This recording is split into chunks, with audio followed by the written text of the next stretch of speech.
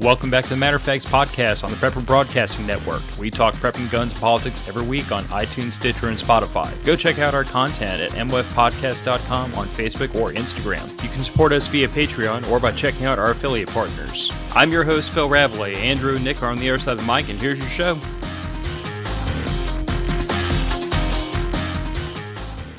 Welcome back to Matter of Facts podcast. No offense, Nick, but if I'm not on the left, it feels weird to me for some odd reason. All good. So we are streaming on a Wednesday, which is out of the ordinary. We usually stream on a Thursday. However, I was going to be childless tomorrow, so I decided to take Mama on a date. And then the event that was going to make us childless, I think, got canceled because the birthday girl got sick. So here we are anyway. Ran over. It's also my Thursday because I took Friday off. Yep, raggle fraggle. We had to pinch hit because I decided that Mama needed a date. And if any of you are married, like, you understand where we're coming from. Mama needs a date every now and then. You got to do that. But anyway, admin work. Thank you to the patrons. If you're not a patron, I'm not mad at you. I'm not even disappointed. I don't begrudge anybody that doesn't think that the show isn't worth the buck a month. But for those of you that do, I don't encourage you to get mental help, but you might need it. If you're interested in fun, cheeky t-shirts and merch, those links are down in the show description. Southern Gals Crafts is doing all of our merch fulfillment and production. So if you want to support us and a local small family-run business, you can click those links. Cypress Survivalist, we're getting very, very close to actually, legitimately starting to do advertising for our first event, which will be March 8th down in Southeast Louisiana at Fontainebleau State Park. I was talking to one patron who has already said he's going to make the event, which would be cool. I'm going to try to make it so that even for a person who's been into preparedness for a while, there's going to be something out there for you to be interested in, something to grab your attention, maybe even something that you hadn't thought about previously. So we'll see. And quite frankly, if it's nothing more than an excuse to sit around, be a sot, drink bourbon, and smoke cigars and hang out with me, that's worth a drive anyway, I think. Yeah, absolutely. I wouldn't say I'm fun, not even funny, but we'll find some issues to get into. Mm-hmm. So I have to fall on my sword before we get to the topic. Again.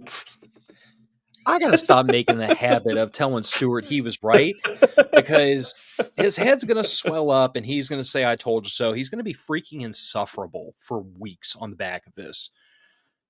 It'll be funny, though. Yeah. So one of our dear friends of the podcast, Stuart, has been telling me for, I don't know, Nick, years. Oh, as long as I've been in the Patreon He's been group. telling me for years I need to get a 12 gauge. He's been telling me for years. And for years, I have done my absolute best to put it off and to ignore him unsuccessfully. I finally caved into all the peer pressure and bullying, and I bought a Beretta A300. And it took exactly, I don't know, a couple of weeks of figuring out the manual of arms and learning the techniques around it. One freaking range trip for me to admit shotguns are freaking awesome. And I'm not mad at Stuart, but I'm kind of mad at him. Yeah. He's right a lot. He's right way too much. So I will wholeheartedly admit that part of what has kept me away from shotguns, other than probably just lack of experience, because I've shot 12 gauges before. I played with 12 gauge pumps when I was younger. Shot milk jugs and tin cans and nonsense like that. Did some skeet shooting and trap shooting with them. And I can shoot a shotgun. I can lead targets. I know what I'm doing. But there was never anything about a shotgun that just called me and said, you need one of these in your life. That ended after one range trip and some measuring in my house, because I figured out that the distance from my bedroom to my front door is 7 yards, and that's that target on the left side of the screen. That's 3 shots at 7 yards. Everything's in a 9 ring at that range. And the other target was at 15 yards, which is the longest shot across my entire little house. So from the bedrooms to the refrigerator, and I can keep all my shots in an 8 ring. And that level of that level of control over the shot and the disbursement of the spread was something that like I really wasn't expecting, and maybe that's my own personal blinders and my own ignorance. But like now that I have realized that I legitimately have a firearm in my hands, that if I do what I'm supposed to do, I can make 9 pellets smack a target pretty regularly at range. That's I don't know, man. Like this has elevated it from, oh, it's a tool in the toolbox, to now I am honestly questioning, like, if I was going to grab a gun for bump in the night, would it be that 12 gauge instead of grabbing my AR or grabbing like, my 9 millimeter pistol or a PC or something like that. Like that is an earth shaking amount of power, and it's more controllable than I thought it was. I think the thing you have to remember too is that a lot of people, for bump in the night, home defense stuff, a lot of people survive being shot by handguns. They just do. This is something that a lot of us don't like to talk about. You hear it from ER doctors all the time. People survive being shot by pistols. But what you don't hear a lot about is people surviving being shot by shotguns, unless it's birdshot at a fairly extreme range. Yeah. Shotguns take a piece of you and put it on the other side of the room. Yeah. Tends to be a considerable piece. Clint Smith said it a bit more vulgar than that, but yeah, he did. Yeah. I mean, yeah.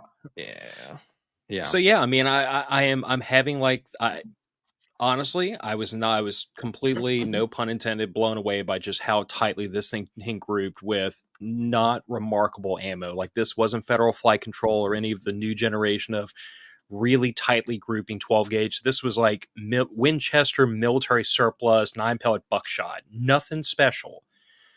But the fact that Federal 8 pellet flight control is acting like a slug at those ranges. Which, there was a guy there that had some at that class I took with Trek out of an A300, and like that. It was ridiculous. It was golf ball size holes where all the pellets are in one hole. Yeah. So yeah, I mean that's been my recent experience with shotguns. Is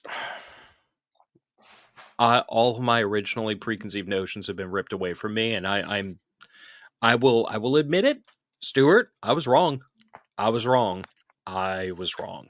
Don't gloat too much, you crotchety old SOB. But I was wrong, and I'm man enough to admit I was wrong. It's like I told Trek at the end of his shotgun fundamental shotgun classes. It is no longer a question of if I would be comfortable grabbing a shotgun.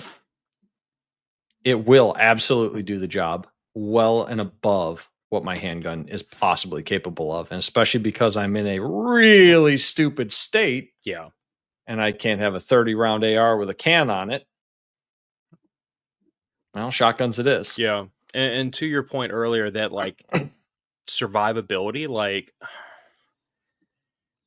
I've never been shot, thank Christ. But yeah, same. But I am familiar enough with the terminal effects of handguns and rifles to know that if I have to pick between getting shot with a handgun, a rifle, or a shotgun, give me the handgun twice. Because, like, even in the case of an AR, when we're talking about a tiny little 55 gram projectile going at like 3,000 feet per second, that can be very damaging. But the hydrostatic effects. But the idea of getting hit by 9 33 caliber pellets at once, no, not interested. Shoot me with the hand. Shoot me with the 9 mil. I'll ride that lightning willingly before I take a blast from a 12 gauge. Yeah, he's right. Hey, Illinois semi-autos, we can only have a 10 round mag. That's freaking disgusting. Or I can, yeah, I know it is. And hopefully Illinois has appealed it to the Supreme Court. We're going to see what comes down the pipe here in 2025, boys and girls. This assault weapon ban incorporates every single piece of wet dream legislation from New York to California and back. It's got mag limits. It's got mag bans. It's got semi-auto bans by name. It's got restrictions on features. Kind of a stupid move. Can I just say that it might not be a popular sentiment with a certain population, but I kind of hope your governor chokes on a cannoli and dies. Someone's gonna get Yeah, really well, upset about that. Possibly YouTube. I don't care. Like, what what a freaking the useless, fat, miserable sob. look, I'm just waiting for the corruption charges to come out about him, just like Blagojevich and just like every other governor in my living memory, except for the one Republican. I'm a little concerned about the terminal elements. Imagining me shirtless, to be perfectly honest. Hey, look, man, sometimes you got to sleep, and you don't want to sleep hot. Anyway, so the topic for today was the purpose of emergency comms, and we've talked about emergency comms a couple of times on this show. Yeah. Like, we've talked a lot about equipment and different things, and like there will always be opinions on the usefulness of this versus that. What I wanted us to get into today was more talk about like the nerdy brain crap that makes emergency comms work, because like you and I talked about as I was typing all these banners in, if you have nothing but a Baofang and your comms plan is, I'm going to press a button after the S has hit the the fan, and I'm going to talk to people I've never met before, and they're going to come help me out in my time of need, like, your comms plan is nothing. You don't have a plan. You don't. That's not even wishful thinking. That's just not a plan. I don't know.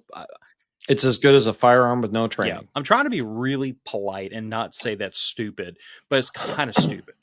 Kind of stupid. Well, it is, but unfortunately, a lot of modern advertising is here, buy the solution to your problems. Well, tools don't solve your problems until you know how to use them. But true.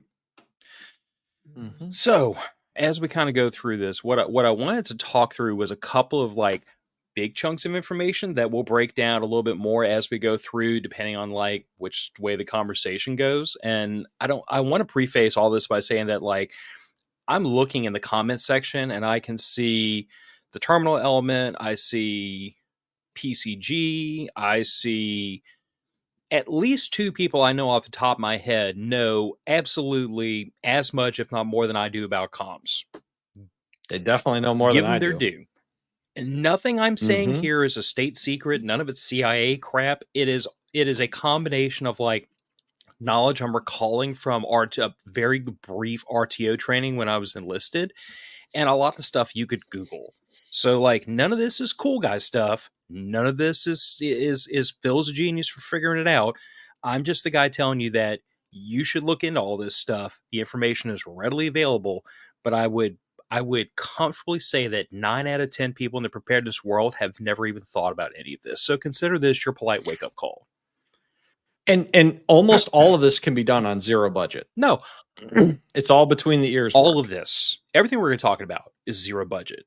It's literally stuff you either know. Well, having the equipment is not, but true. These implementations are. But these implementations, like you and I are talking about, like, there are aspects of this that are going to apply to radios, to mesh networks, to cell phones, to social media. It's just concepts, and that's really what I wanted to try to hammer on people about. So the first thing that I always like try to explain to people is you need the bones of a communications plan. Now, your comm plan in its most simplified terms is, who am I going to reach out to? How am I going to reach out to them? How often am I going to reach out to them? Etc., etc. What are we going to talk about? All those are things you have to figure out before you need the comms plan. You need to know who's on the other side of the radio or the other side of the whatever, how you're going to talk to them. You have to meet each other. You have to get out of your mom's basement. You meet each other, talk to each other, get to know each other, and then agree on these things, because they're going to be really necessary, especially in the case of like, power grid failure, natural disaster, things like that. Two things are going to happen. First of all, battery power, which is what all your stuff's going to be running on, is precious. So you don't want to leave your radio fired up 24 hours a day, 7 days a week until the battery dies. You want to turn it on when you need it, turn it off when you don't. And even if you can run power with impunity, you're going to be, like the idea that two people are going to just find each other on the radio waves, and a lot of this is going to be centered around radios, but like the idea that two people are going to find each other by sheer luck on a common channel at a common time is minuscule. So these are the things you have to plan out in advance. I'm going to try to contact Nick in this way at this time per day, so on and so forth, so that we have a reasonable chance of actually meeting up. So the first things I want to talk about are time interval length. So as an example, let's assume, let's go back in the military days. I am the RTO. I'm the guy with the big boy radio. I'm trying to reach out to a lot of lower elements or a lot of scattered elements. I tell everybody at the top of every hour. So right now it's like 5:15 p.m. Central Time. I would say that starting at 6 p.m. Central, I'm going to key up and I'm going to transmit for 60 seconds at the top of every hour. If anybody has a report, that's when you key up, you find me, we establish a comm, we transmit the information back and forth, and then we all shut down to conserve power. That is time interval length. Every hour, starting at this time for this long. Once you know those things and you know the method of transmission, which is this radio in this band, on this frequency, so on and so forth, now you have all the information you should need to make that contact and to make it repeatedly, to know that, okay, if I miss this person at 6 p.m. because I got a situation, I have radio silence, I had an equipment failure, whatever, I know that an hour later at 7 p.m., I can try them again. And I can continue to try them every hour. And you can modify this as needed, but it has to be information that is kind of worked out in advance. It's not something you're going to just figure it out on the fly. Know what I mean, Nick? Yeah, absolutely. We actually used that a little bit when I was in Boy Scouts and they had the little handheld Motorola's. It was a 3-3-3 rule. When we were on dispersed campouts, it was every 3 hours on channel 3 for 3 minutes. It was very easy to remember. 3-3-3. Every third hour for 3 minutes on channel 3. And the radios were left on channel 3 all the time. And we didn't do these dispersed camping trips regularly, but we were spread out a little bit and they always had somebody on fire watch. And it was the people on fire watch that were managing the radios. And it was just checking, hey, everything okay? Everybody okay? Does anybody need anything? Nope. Good. All right. Good night. We'll talk to you in 3 hours.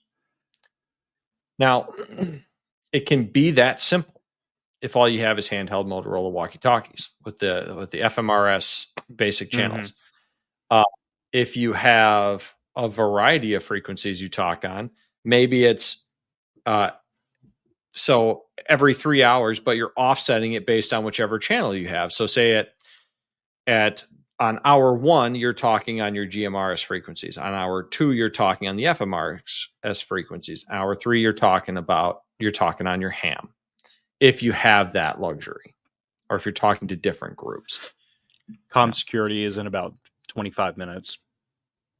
Yeah, we'll get onto that. But no, what I'm saying is, like, if you have different groups that have different radios, for instance, like you don't want to have to be listening to 2 or 3 different radios at the same time because you're just not going to be able to manage it unless you have multiple people. But say like my local neighborhood here, a couple of people have FMRS radios already, and we're a small enough neighborhood that the FMRS radios, hint hint, your Baofangs can be tricked into transmitting on those frequencies. Don't do it unless it's an emergency. Talking about FRS or GMRS? FRS and GMRS. Yes. The Baofangs, they may have changed it, but their hardware is capable of FRS, GMRS, and ham, UV, UHF, yes. VHF. If you're talking about like your wide open unlocked UV5 FARs, yes. Yeah, they can talk on all of those. Don't do that unless it's an emergency. The FCC may smack your hand and say that you're a naughty boy. So I'm only going to address this one time. So I have not been able to find an instance in history in which the FCC came down on an individual like a ton of bricks for transmitting of frequencies they were not licensed to, unless it was repeated and it was like blocking frequencies, or if you start fooling around with emergency response frequencies or military. You do that and they're going to get really pissy really fast. But We had a ham guy that was in our town about 25 years ago that was blocking out television signal stations Yeah, with his base station the FCC is just going to on get. purpose and illegally broadcasting copyrighted materials. Yes, the FCC will get very pissy about that. But I guess what I'm saying is, like, I'm not saying this giving you license to go do it. I'm just saying that, like, if it's a freaking emergency, if it's a life or death emergency, there's a very low likelihood that you're going to have any serious downstream Zero consequences from that. likelihood. Life or death emergency, there's zero consequences. You can use whatever you need to defend yourself or preserve your life. I want to address, even in my state. I want to address this before I move on. Do you guys have solar panels to power your electronics? Yes, and you should, but that's a different topic. Anyway, so other than like time interval length, the other thing you need to figure out in your comms plan is purpose, which you brought up a very good use case earlier, where it's a check-in. It's if someone just to let everybody know in a dispersed group, hey, I'm still doing okay, and ostensibly, I'm not dead. And ostensibly, in a case like that, if that is your use case for emergency comms, then there would also be a component of that says if you miss X number of check-ins, which is also driven by how dispersed is your group, like what time investment is going to be required to go find Nick if Nick stops checking in. If it's a day's trip on foot, we're not going to make that willy-nilly. And it also depends on like how often are you checking in. If you're checking in every 6 hours and somebody misses a check-in, that's a long time to have to go to find out if someone needs help. Now you could potentially be 12 hours overdue before we start humping it through the woods to go looking for you. So it's one of those, it's a judgment call at the end of the day, but like it's a purpose. The other purpose that's really common is just intel. Like, hey, this is the situation in my neighborhood, this is the situation in your neighborhood. We're all sharing information so we can kind of like extend the reach of our intel gathering, boots on the ground. Those are probably the most two common purposes I can think of, but you have to kind of spell that out in your comms plan up front that everybody knows this is what's being expected from me. And this is going to be the consequence of not reporting in. Like, and it doesn't even need to be a static number. Like, for instance, we had that ice storm a while ago. I was checking in via text with a couple of my elderly neighbors. Now, I'm going to be a little bit more ready to jump the gun and go and check on them physically if they don't check in with me because they are elderly, in fact. But if I fired off a text at 9:30 at night and they don't reply back within a reasonable time frame, it's 9:30 at night and they are elderly, they're probably asleep. Right. So the situation is going to dictate a little bit of how extreme you go with how much you enforce that comms plan. Yeah, but this is also why like everyone that's part of this plan has to kind of like agree to this up front, because if some component of this comms plan is, hey, our last check-in is at 9:30 at night, people, that's everyone's opportunity to put their hand up and say, hey, I go to bed at 9:00. So I'm not going to make that check-in. And then you either adjust the whole comms plan or you just make an exception for that one person, but that information up front. And the thing of it is that if everybody kind of takes a hard line with that and says, no, if you miss a check-in, we're coming looking for you because it's 9:30 night, it's sub-zero temperatures, you could be freezing to death in your house, then at least that person knows up front, if I fall asleep at 9:00 and I don't check in with so-and-so ahead of time, I'm going to get a knock on my door. People wanting to make sure I'm okay.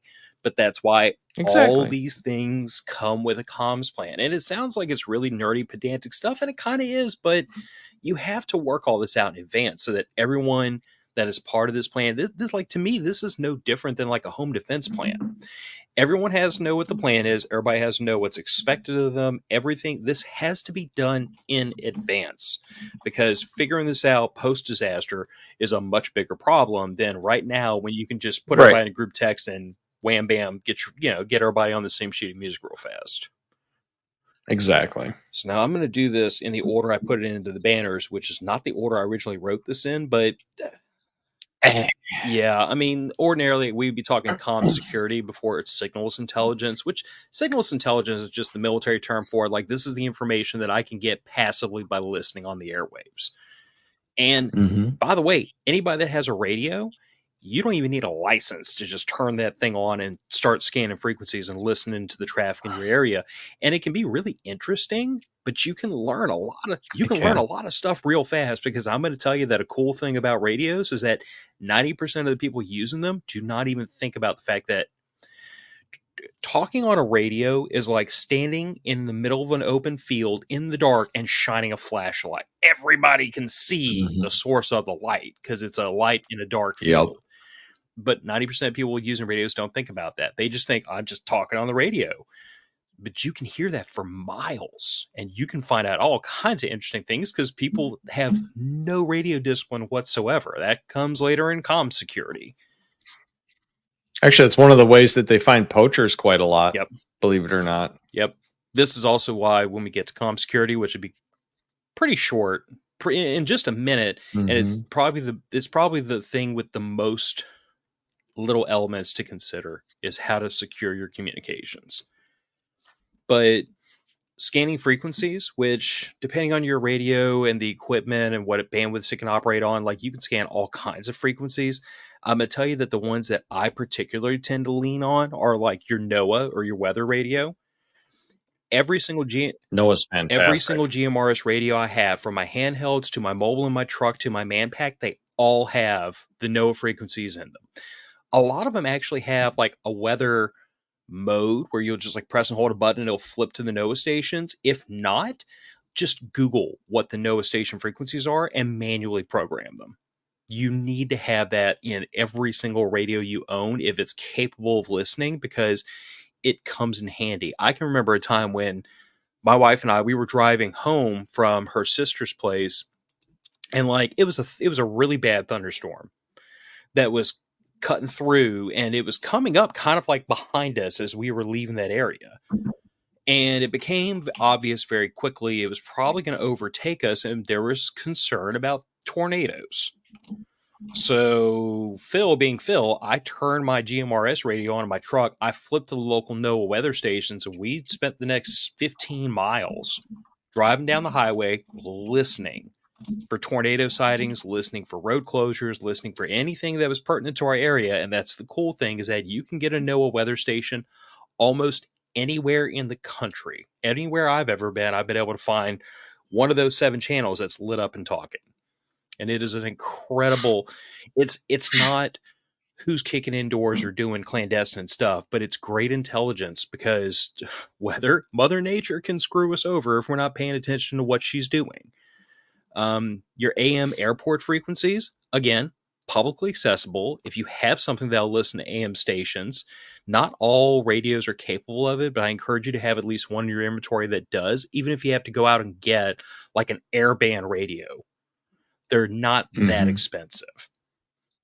No, they're really not. It's like the old police scanners. You know, not many jurisdictions are still using unencrypted comms for their police and fire. Whatever you want to say about that, it is what it is. The government has made that decision that the police and fire can use encrypted comms.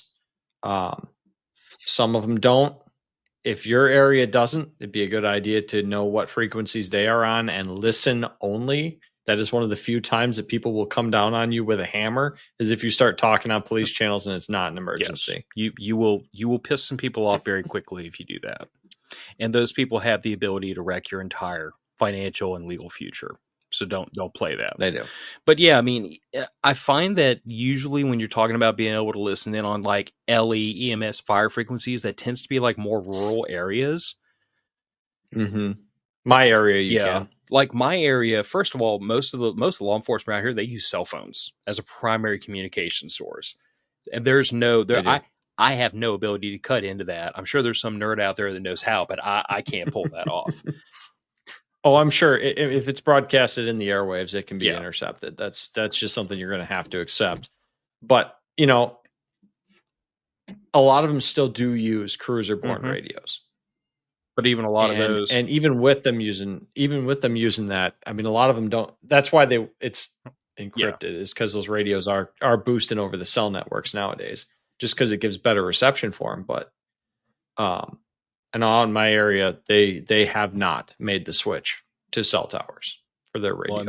in my So, area, they're primarily using cell phones, and when they're not, they're using an encrypted trunk system. So you're not there going to are hear it anyway. ways. There are ways. I just haven't invested in those ways at this point. So that's just the thing. Now, some of them even do a delayed broadcast over the internet.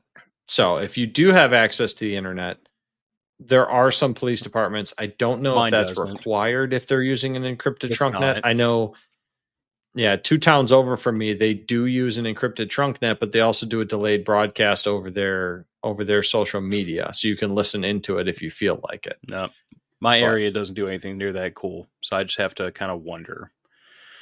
But the other mm, thing is, on top of knowing like where to listen, is what information is pertinent to you. So like I was saying earlier, like mhm. weather events, tornado sightings, road closures, flooding, any anything that is going to cause an ambulance, a police officer, or a firefighter to be in your local area is probably something you should be well aware of.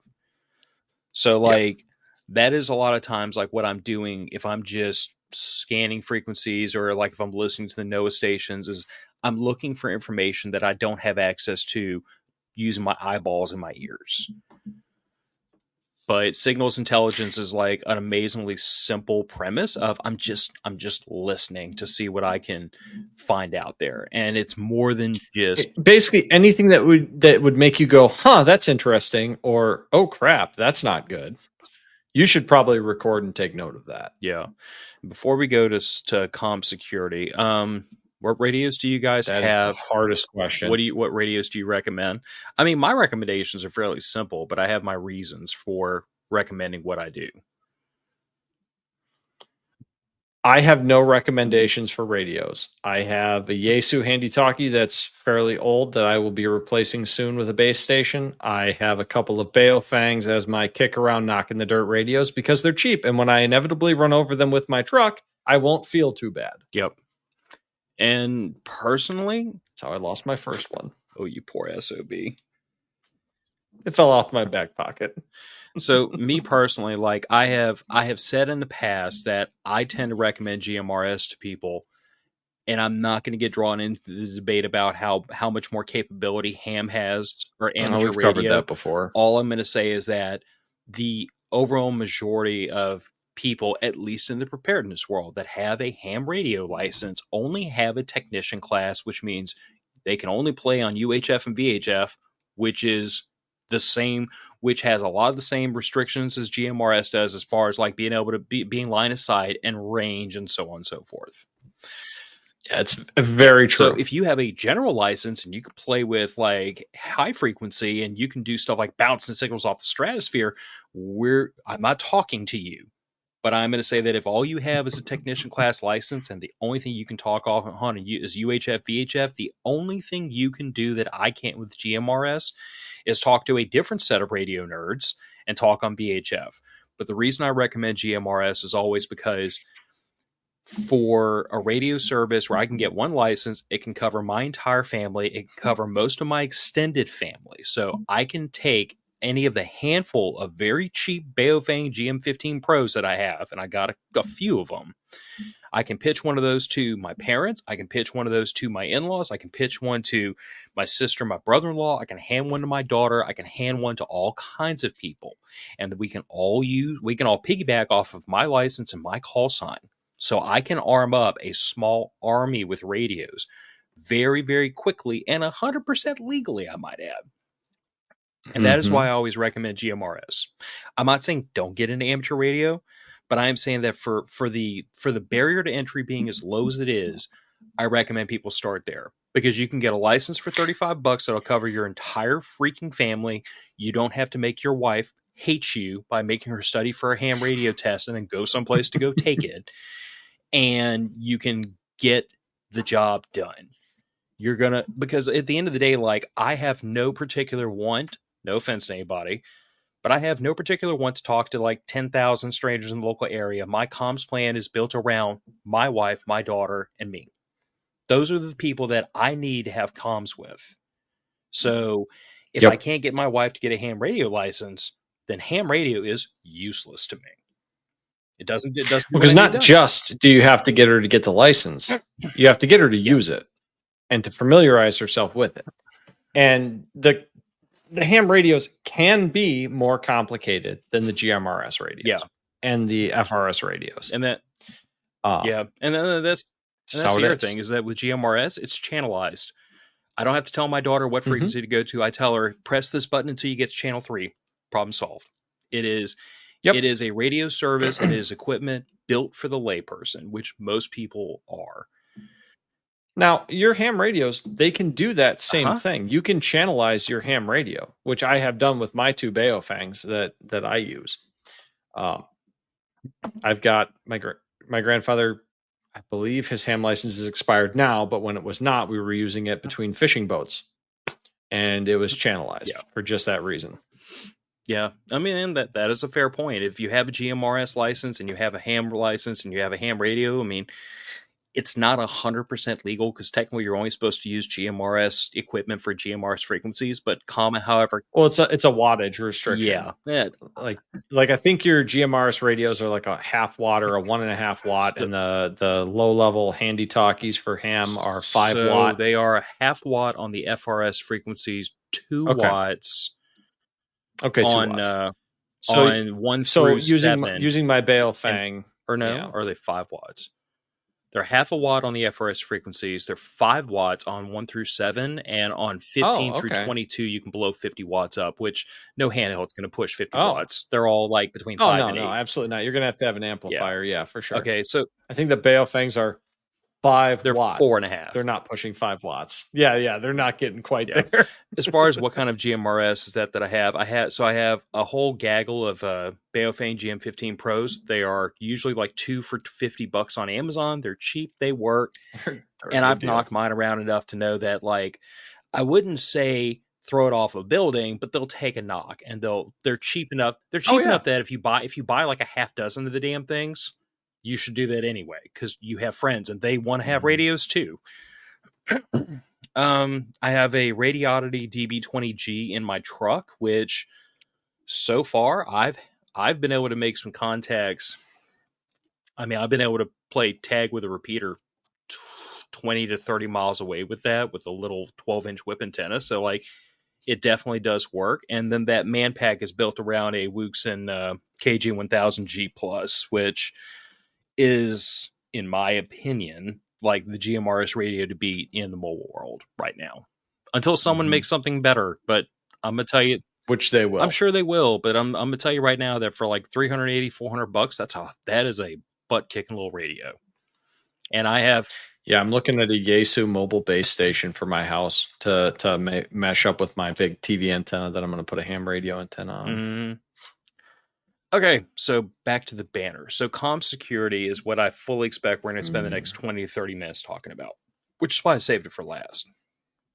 So it's probably smart. Everything in comm security is built around the idea that I want to talk to Nick. I don't want to talk to people I don't want to talk to. I don't want other people listening.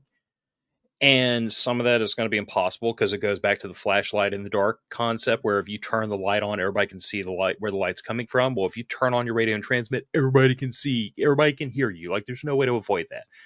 But there are ways to make it more difficult for a person to hear you. And there are ways to make sure that what they hear doesn't do them a lot of good.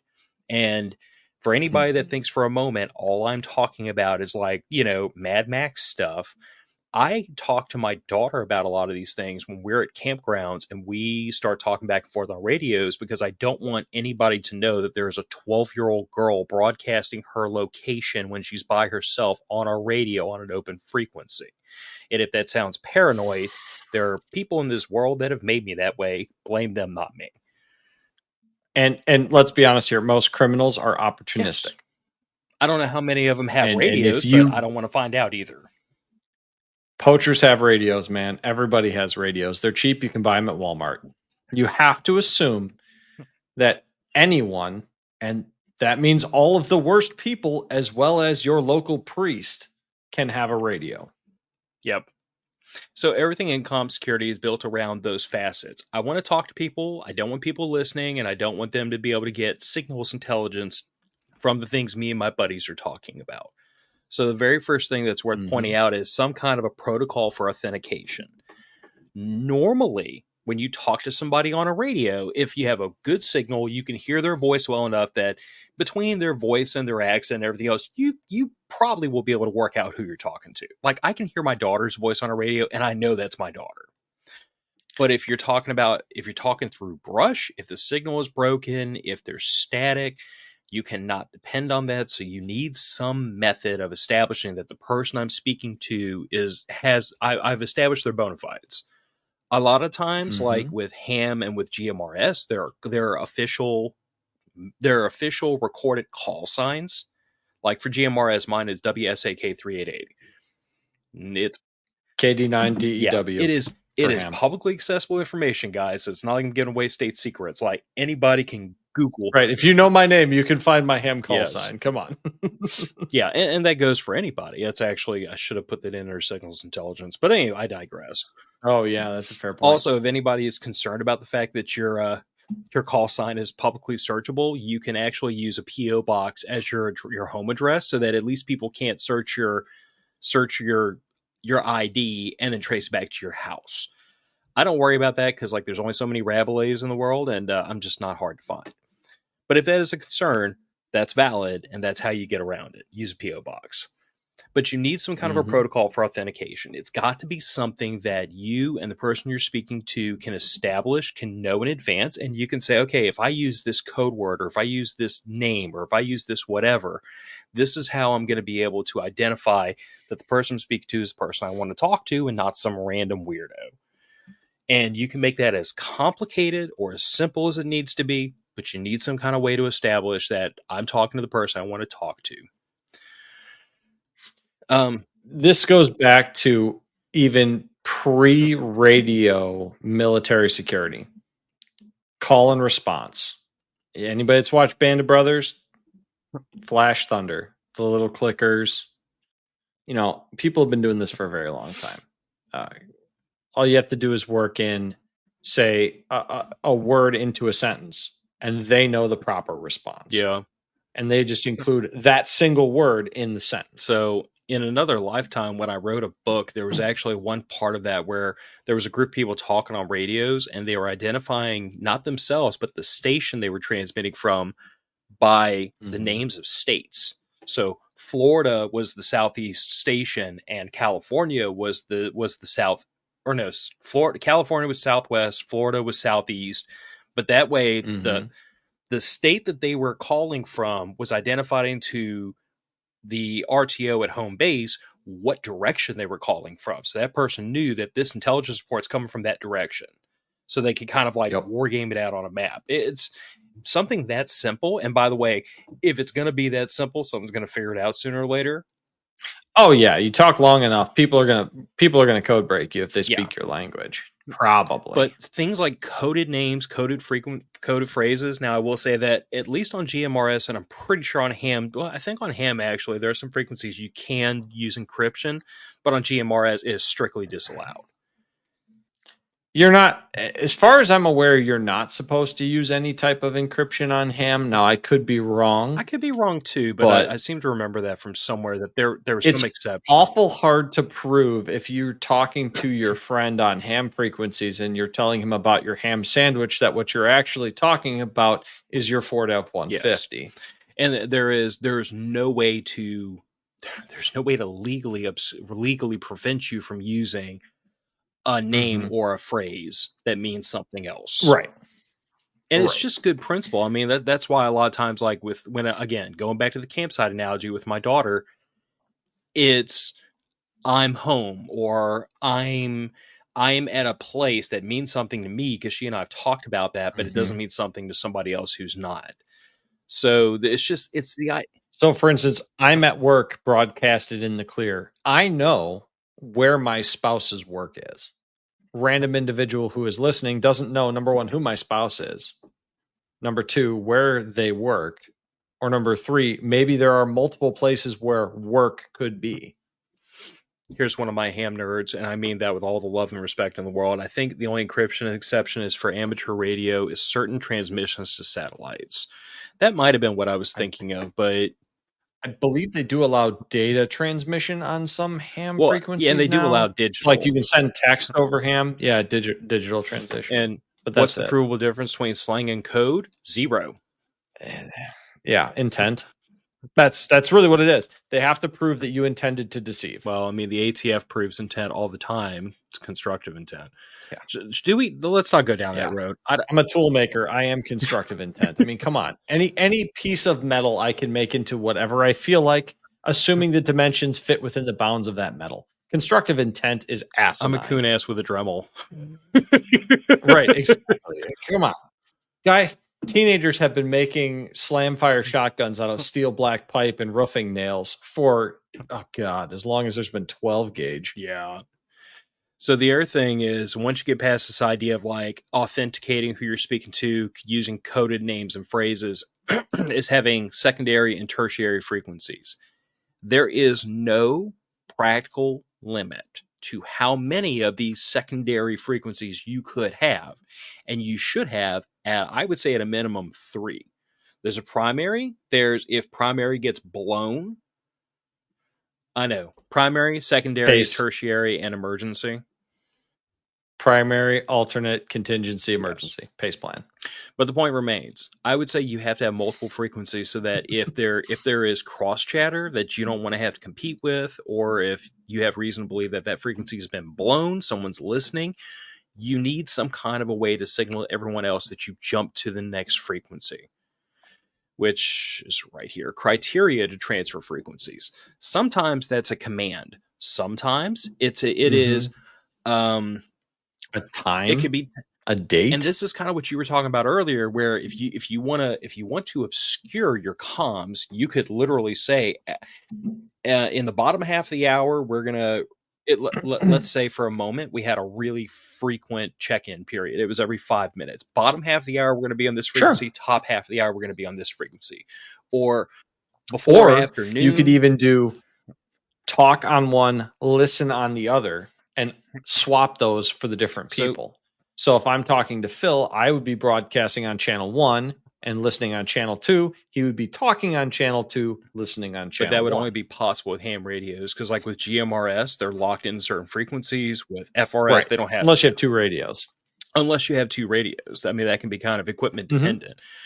But you could do it can be. You could do something as simple as, we're going to be on channel 1 on the first check-in. We're going to be on channel 2 the second check-in. We're going to be on channel 3 the next check-in. Or it could be, and rotate through. And this, I don't think this happens near as much on like UHF, VHF, but I do know that on like HF, depending on atmospheric conditions, certain chunks of the bandwidth become very difficult to access at certain times of the day. They do. So you could be in a situation where like, hey, this is the time we're going to try to make this. We're going to try to make this contact. If we don't make it here, your next attempt will be at this time on this frequency. So like you could have all that built into your comms plan. It is a combination of using the available bandwidth so that we can make our contact without having to compete with other users.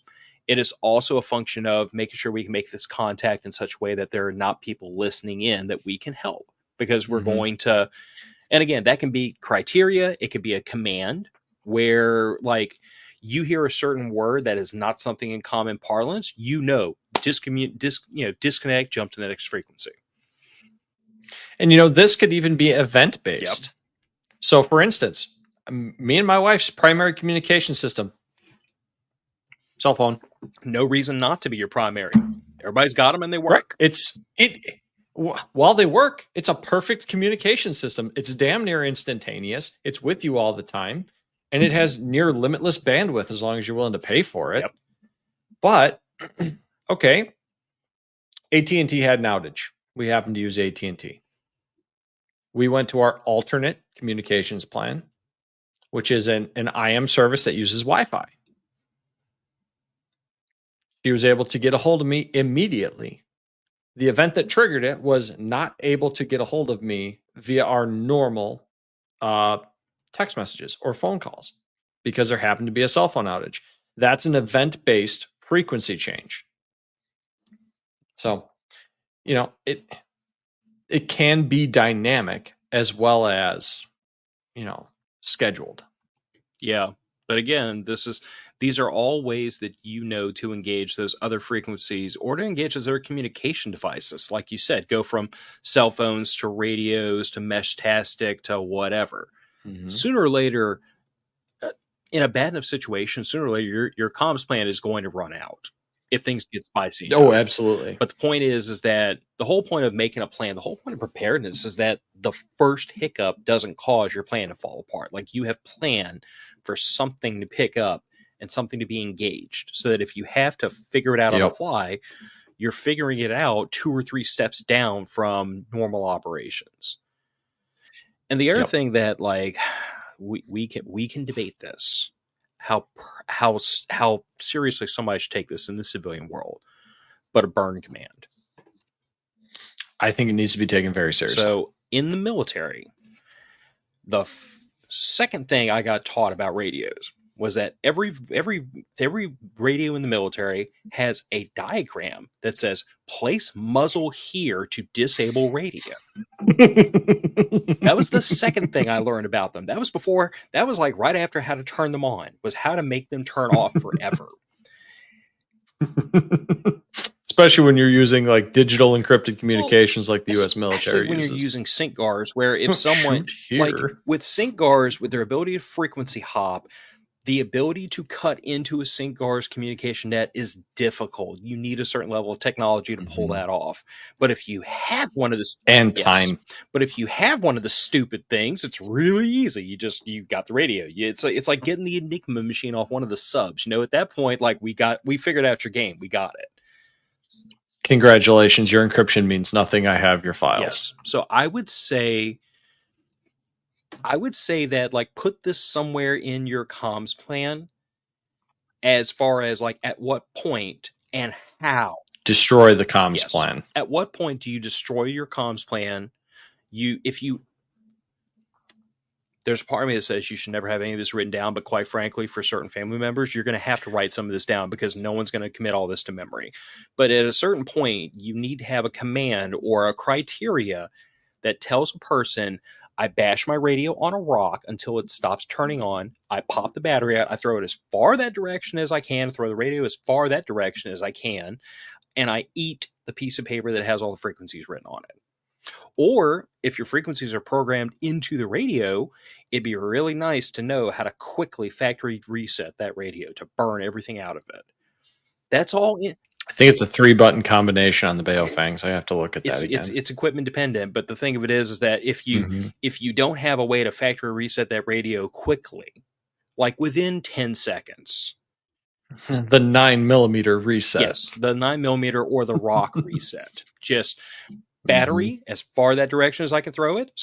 Hold the radio by the antenna and smash it on a rock or a tree until you don't think it's ever going to do anything again. Sometimes the best solution is the most primitive one. Smash it with a rock. Caveman it, unga bunga. But the point remains: you need some kind of way to tell a person this is the point at which you're blown. Do not allow the comms plan and the radio and the communications device to fall into hands we don't want it to be. And that doesn't always have to be a physical destruction of your comms. Sometimes it could be as simple as, hey, if you get the burn command, we are all radio silent for 24 hours, and then we will pick back up on a secondary comms plan, say something written on the back of the first one, that is a whole different set of frequencies, that's a whole different timing, it's a whole different everything. But the point is that there has to be a point in this the creation of this entire plan, and this has been like 45 minutes of us talking like nerds, but there has to be a point at which in the creation of this comms plan, the comms plan gets destroyed. It's burned. Someone knows everything. And this isn't, I heard some cross chatter or somebody was talking on one of our frequencies. That could be transient. You go to another frequency and try to get away from that. I'm talking about, okay, the last 3 times we checked in, we got a weirdo jumping on us every single time we transmit. So they now know, they know all of our frequencies, they know our timing, they know our interval. We've been cut into. Burn the comms plan. Yeah, essentially your communications are compromised. And one thing that I think we all need to admit to ourselves, that does it really fit in here? Yes, maybe, no. Your cell phone, your IMs, your encrypted communications apps, they are all compromised. They are. We have to assume they're all compromised. I mean, look at what was it? The U.S. government just said that China has compromised all cell phone traffic in the continental U.S. and that you shouldn't send text messages I'm still anymore. shocked that was news. I mean, yeah. We come on. They build all of our fucking cell phones, man. They don't have to build all of our cell phones. They've got 300 of those little eggheads in a freaking room that do nothing but like try to hack U.S. government equipment. I mean, the only secure communications is in-person physical communications, and that's only as secure as your perimeter. Okay. So I'm going to tell all of y'all something before we go to this very last banner. Something that was told to me by somebody far older and more experienced and smarter than I am in almost all disciplines. And it's important to have people like that in your life because they can tell. Was it Stewart? This one was not Stewart, although Stewart would probably agree with this guy. Probably would. So he said, whether we are talking about communications, gun safes, home security, home hardening, self-defense, anything, everything in life, there is nothing proof. There is only resistant. Yeah. So that's fair. He said, if you let's say your concern is, I want to make my guns and my safe theft proof. That's not possible. You can make them theft resistant. You can make it hard. You can make it take power tools and noise and time, but you cannot make it impossible. And he said the same thing applies to your security. So you can have a computer that is locked down. It can have all the VPNs, all the firewalls, all the whatever. You could even go the extra step of saying this computer is never connected to the internet. There's still ways into it. Someone who is motivated enough will kick in your front door and take the hard drive out of this stupid thing. So his point of view was always that what we have to understand is that we are making things resistant. We're not making them proof. And the resources of a state or government agency, and not necessarily one of our government agencies, but a foreign government agency, are infinite. So even if you make it to where like Johnny Crackhead down the street can't get you guns, if the ATF wants in your safe, they're going to get in. If you make it to where like Johnny Hacker can't get into your computer and do stuff, if China wants into your computer, they're going to get in. Because they will lock 3,000 eggheads in a room and tell them break into Nic's computer no matter how long it takes, and they'll get in sooner or later because there's no way to stop them. They will. Even with encrypted hard drives, encrypted operating systems, it doesn't matter. It's only a matter of time and resources. Because let's be honest, I'm not that clever. Yeah, well, I'm not more clever than 300 people. Well, but that's the point. Is the weight of numbers is going to win. Even if you are that clever, you are not more clever than the stubbornness of a government agency. They will spend lifetimes and fortunes to get the end result they want. So just keep that in mind. All this stuff we're talking about is to make it to where it's difficult for somebody to cut into your comms. We're inconvenient at minimum. Yes. We're not making it impossible. We're just going to make it tricky. And the other and for most threats that you or I or anybody that's watching now are going to face, that's probably good enough. You know, you're 12-year-old at the campground. For the average criminal that may want to do harm to you or your daughter, that's good enough because the opportunity won't be presenting itself in a very clear manner. Yeah. And the last bullet point I had in here was ciphers. So we talked earlier about how speaking in code and encrypting your transmissions is frowned upon by the FCC. I've used my air quotes. I've given my disclaimer. Technically naughty. Yes, you will be on the naughty list if you do this. But ciphers have been around as long as people have been speaking to each other. Pig Latin is a cipher. Your standard alpha, a very poor one. Yeah, your standard alphanumeric, where A is 1, B is 2, so on and so forth. That simple substitution ciphers. That is a cipher.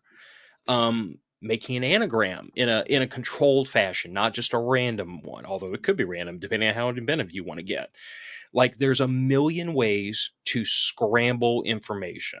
I would say that for a group of people trying to control information, it probably doesn't make sense to make the entire message a cipher. But if you have a Yeah. specific piece of information you don't want to speak out loud so that anybody can hear it, perhaps consider applying a cipher to that. And if it is something that is vaguely pronounceable, then pronounce it, then spell it. And then people are going to be listening to your message, but the minute they hear something that sounds like blah, blah, blah, blah, they know, listen to the spelling. That's the information I need to record. I need to apply this cipher to decode it. And that can be as complicated or as simple as you want to make it. Like, I go back to the principle that a sync guards operates on, where it frequency hops, but in order to jump into that series of frequencies, you have to know at what point do I intercept the first frequency in the series. So you need a time hack in addition to all the frequencies.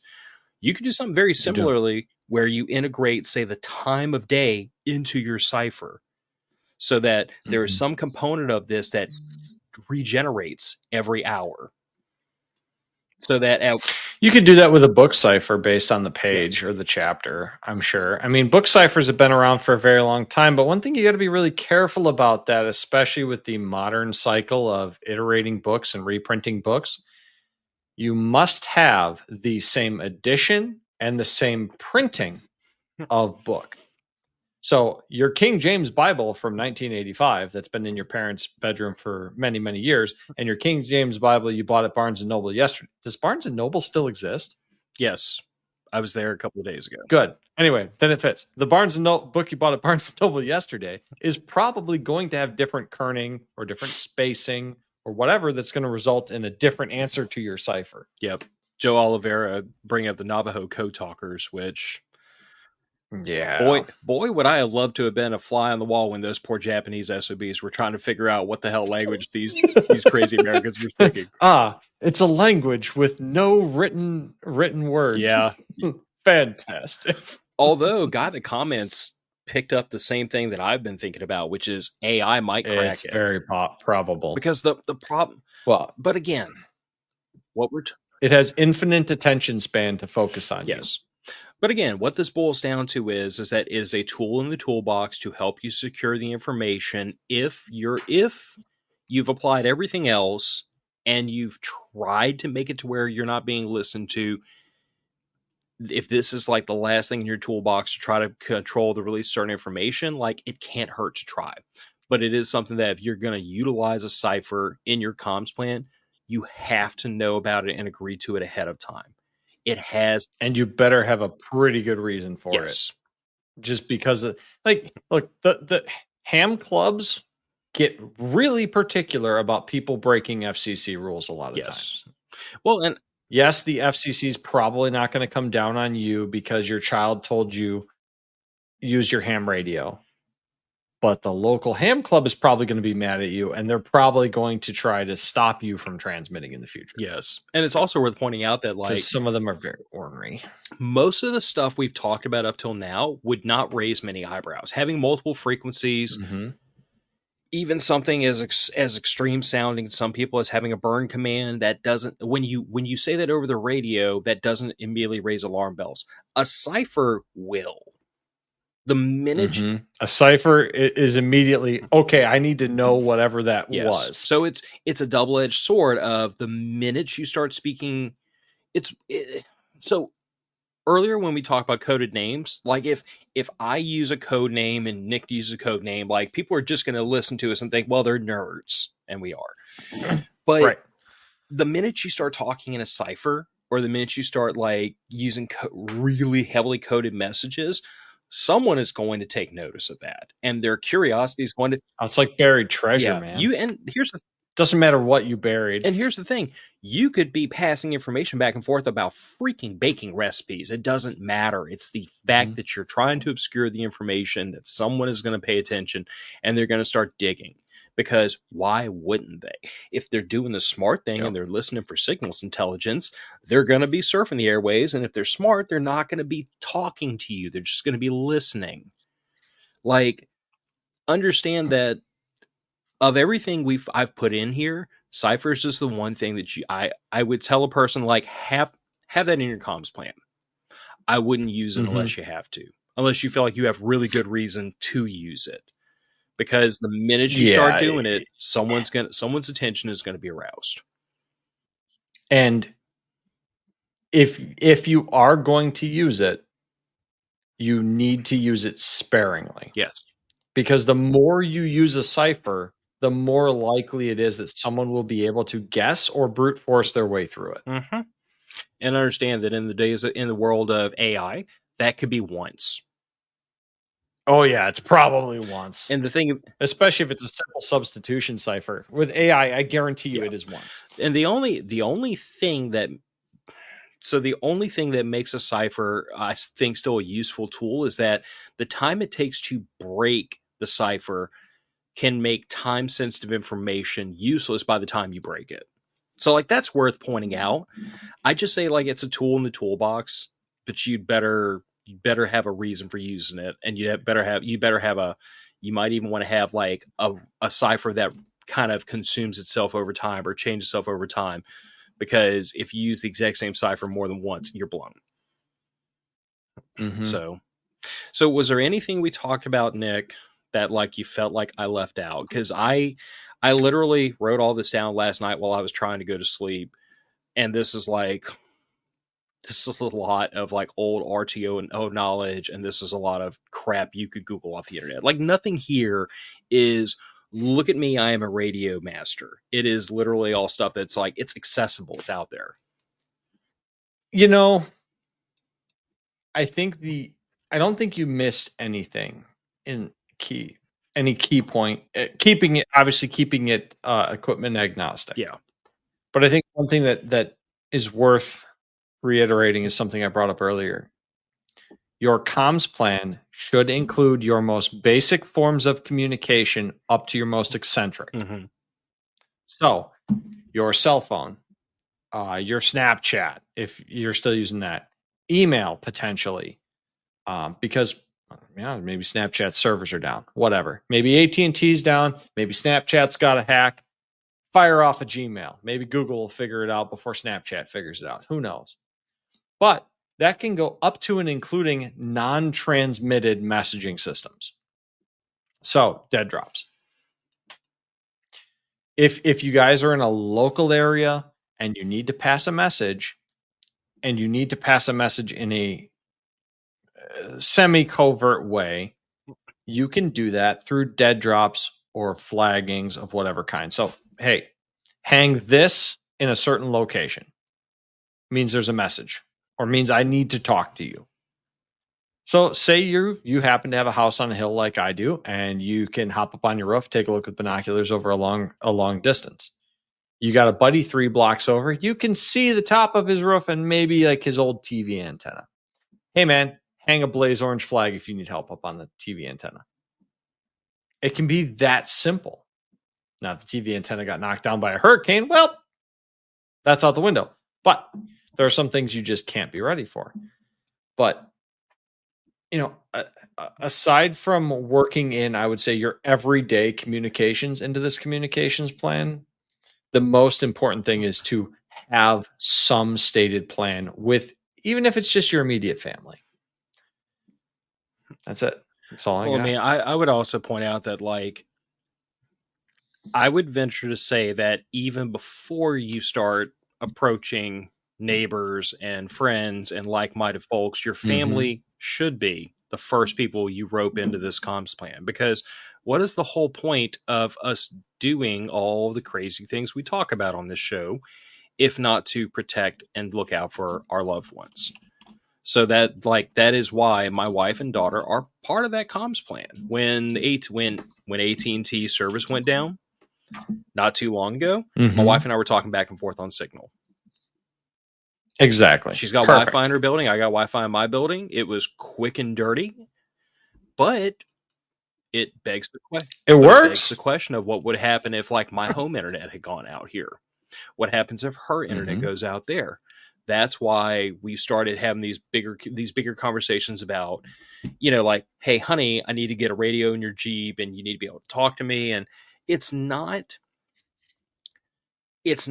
because we have the expectation of being in a situation where we need to be able to talk back and forth at a moment's notice, but it is because if I lose contact with my wife while she's at work and I'm home, the only way I can reestablish that communication without a radio or a cell phone or whatever is a 4.5 mile, hike across town. And if I'm in New Yep. Orleans, I'm an hour away.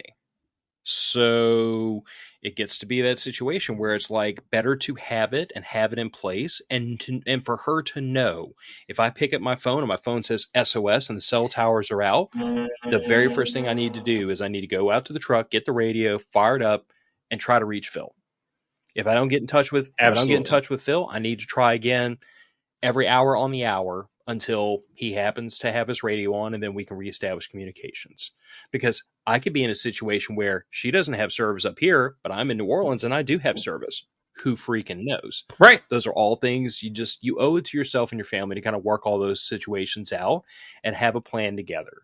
And that plan, well, especially where severe weather comes in, because it would not take much to take out a cell tower in the local area, but people that are, say, in the town over for work, like myself, that tower might be fine. You're not going to even know anything's wrong. She's just busy. She hasn't texted me. Yep. So I didn't really intend for this to be like an hour and 10 minutes, but I should have known that you and I could talk about it for that long. It's an important thing that needs to be discussed more. And, as much as we try to keep it hardware agnostic, there's a certain limitation to that. Eventually, you're going to have to start getting into hardware. And we did have a couple people asking what radios do we recommend. And honestly, it comes down to make your comms plan first, and then let the requirements of your plan dictate your equipment. Yeah. I mean, that's a good way to go about it. Because, I'd be the first to admit that I would, if my wife and daughter both had technician class ham licenses, I would have jumped That'd be fantastic. I'd have jumped head first into ham. Ham would have been where I'd have put all my time and effort. But part of my comms plan includes who's involved in it. And it has to. It has to include the abilities of the people you're trying to talk to.